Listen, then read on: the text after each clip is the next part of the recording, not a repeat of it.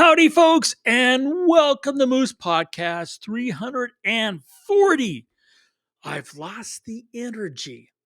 How you folks doing? I really appreciate you stopping by. Been a good week. Thanks for all the love you guys have been sending for the images I've been putting up on Instagram. I had a really great time with Chris. I was Chris's guest at the Barksdale Air Force Base Defenders of Freedom Air Show a couple weeks back. Really productive shooting. Got some great stuff, and I appreciate you guys emailing and reaching out and saying you're enjoying it. So I'm grateful for that. I do have coming up into the week here a special event in Houston, working with Precision Camera, doing a class on Saturday, hands-on shoot with some great aircraft on Sunday. Head to the website for more information. But that aviation, keep on doing it, keep on watching. We've got some other exciting stuff coming up aviation wise here. So, hey, appreciate all the support. I'm going to keep coming back and giving you as much as I can. Want to thank my good friends at Bedford Camera, bedfords.com. Talk about support. Man, these guys keep taking care of me. I have an issue, one call, boom, it's taken care of. Got what I need. They're going to do the same thing for you. And they're going to give you that Moose discount, that 5% off after you check out. So, Bedford's Camera, they've got all that great education. Make sure to head to bedfords.com. They've got more things coming up, all the different stores that I can mention now. They've got great products, great service. Thank you, bedfords.com, for sponsoring the Moose podcast. One other piece of business, still using the Adobe Podcast Beta software. This week, I've clicked on the Enhance Voice filter. Be curious to see if you hear a difference. I will post the transcript this week. Uh, it's that part is definitely a work in progress. You're going to see it's just one big long, it looks like sentence. There are periods, but since it's just me rambling on, it doesn't like break it up into thoughts or anything. But PDF will be there on the website there for the blog post for the podcast. So it's there in case you want to download the transcript. But I appreciate you guys. Heard from a couple more this week. You can hear a difference. And from my point of view, it's so much easier that, hey, I appreciate you guys letting me know. I'm going to get right into this week's episode. I've lost the energy. I had an interesting email, and I've not heard back in response to the original email. And I don't know if it's because it got lost out there in cyberspace or I don't know. But the email said, I'm a photographer. I'm really passionate, but I've lost the energy. I know what to do. I just don't know how to go about doing it. And I've lost the energy to figure it out. Can you help? I mean, like, wow. Okay. It's like, wow.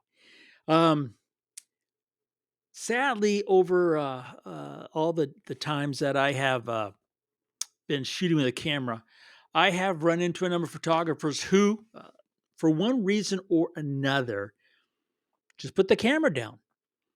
And it started off right off the bat with a really young guy. And I just attributed it to you're young, right? There's other things you might want to do than be a photographer. I know I was really weird in the fact that I wanted to be one and how much time I put into it way back when. And if you pick up a copy of my book, Captured, I mean, the first couple pages of that book, I talk about my first date with Sharon and literally my first date with her. And I left her on the beach to go and take a picture. And well, here it is 47 years later, and she's still with me. So it worked out good. But like I said, I'm not quite normal. But this individual, I've lost the energy. And I thought that was interesting words, energy, not the passion, not the drive, but the energy. And I started thinking about reading a little bit more of the email. And The bottom line is that this person feels there's so much coming at him from all the different directions out there. We're talking about from manufacturers, from camera stores, from social media, from all the emails that you go someplace, you look at one thing, and then for the next 10 years, you're penalized for it. Kind of emails, I'm talking about, and I'm reading a little bit between the lines, but basically, they just don't have the energy to go out and take pictures. And after it was a pretty lengthy email, in fact. And after reading all that, they said, "Is there something you can kind of do to help?" And I was like, something that I could do to help. Wow. Um, and so I had to think about it. So first, the only reference point I have is, of course, myself.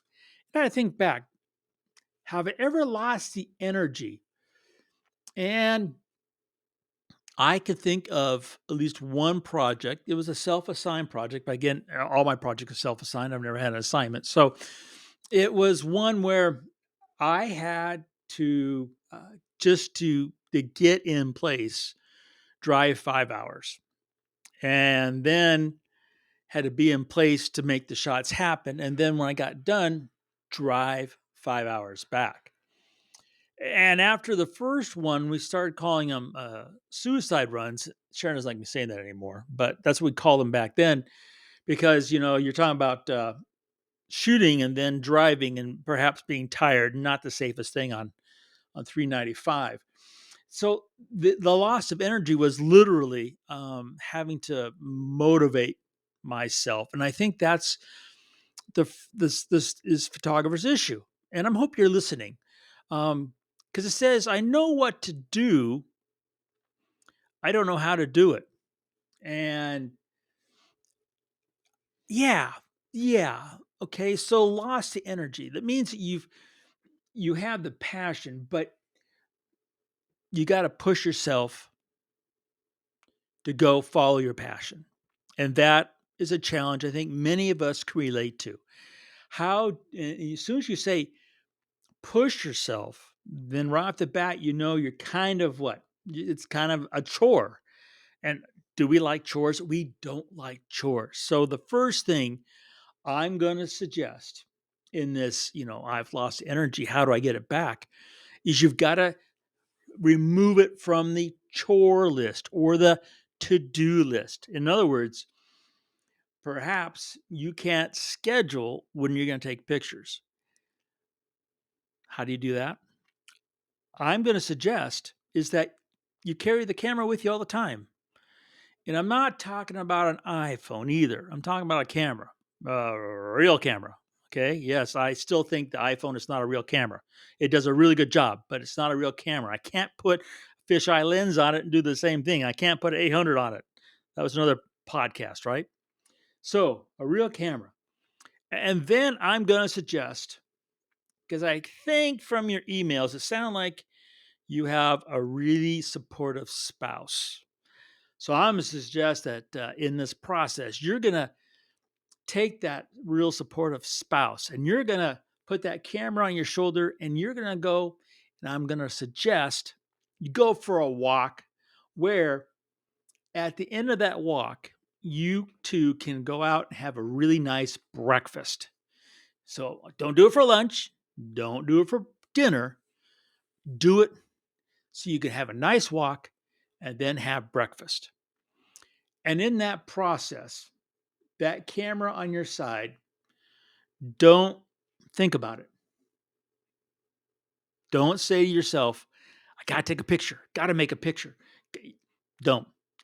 Just walk with the camera and your spouse. Now, what do I think this will accomplish? I think this will help you get past the chore of having to take pictures.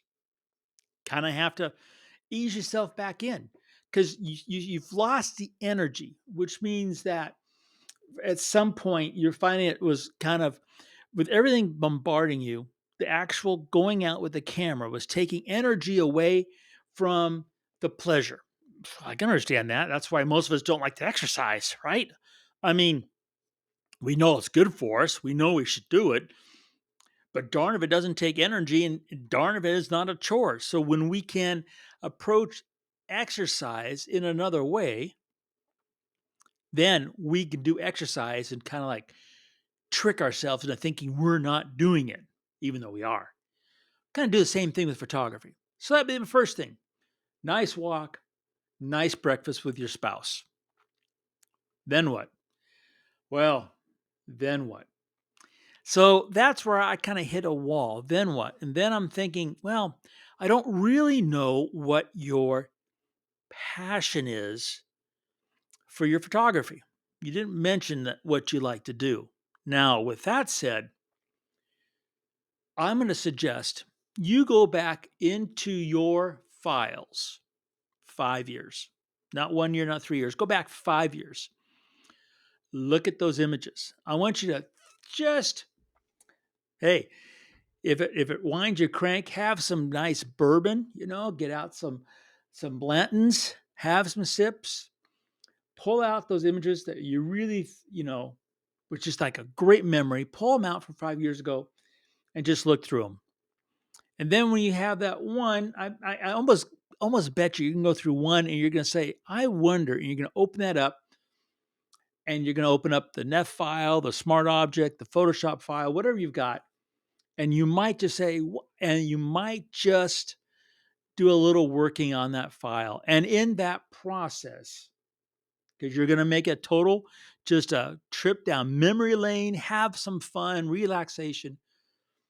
You might find in that process, not making a chore, not something you have to do, nothing, just enjoying it. You might say, wow, that was a really great moment. That was, and you might, you I not might, you will have all these memories start flooding back of the moment you took that picture and everything around it.